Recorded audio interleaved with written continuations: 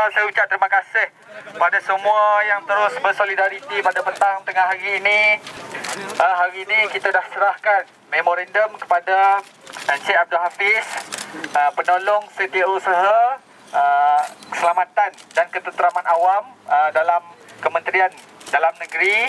Okay, kita dah sampaikan memorandum kita 2 tuntutan, iaitu yang pertama, Datuk Seri Zahid Hamidi perlu berundur sekiranya beliau masih gagal untuk bersifat profesional berhubung isu-isu yang berlaku seperti mana yang telah saya sendiri lalui. Okey, terdapat tuduhan-tuduhan yang bermotifkan politik.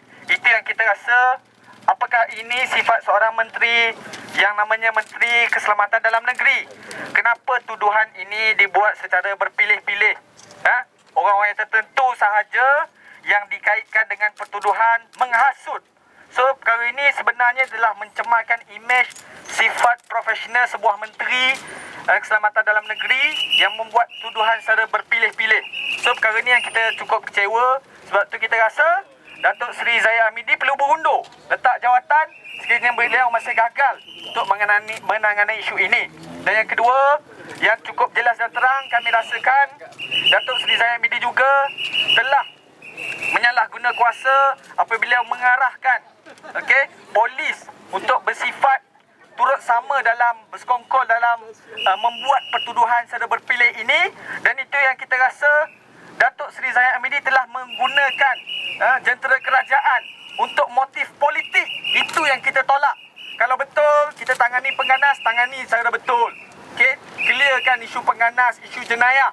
Tapi kenapa dibuat lagi tuduhan-tuduhan politik seperti mana yang saya sendiri telah lalui, yang aktivis-aktivis lain termasuk yang daripada parti-parti politik dikenakan seperti mana pertuduhan yang saya kena.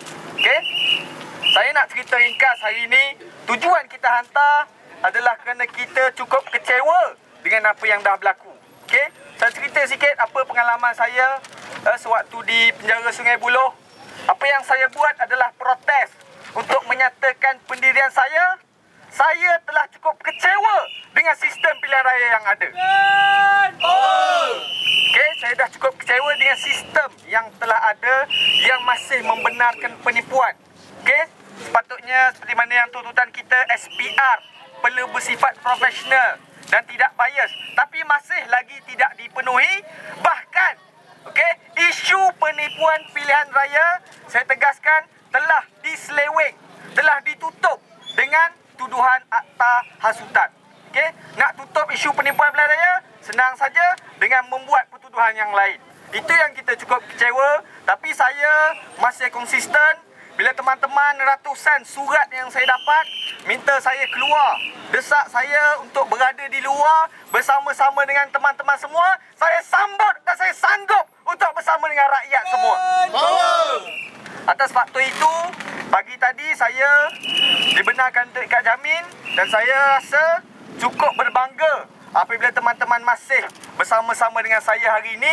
Saya tak akan berundur dan saya akan terus lawan, tetap lawan.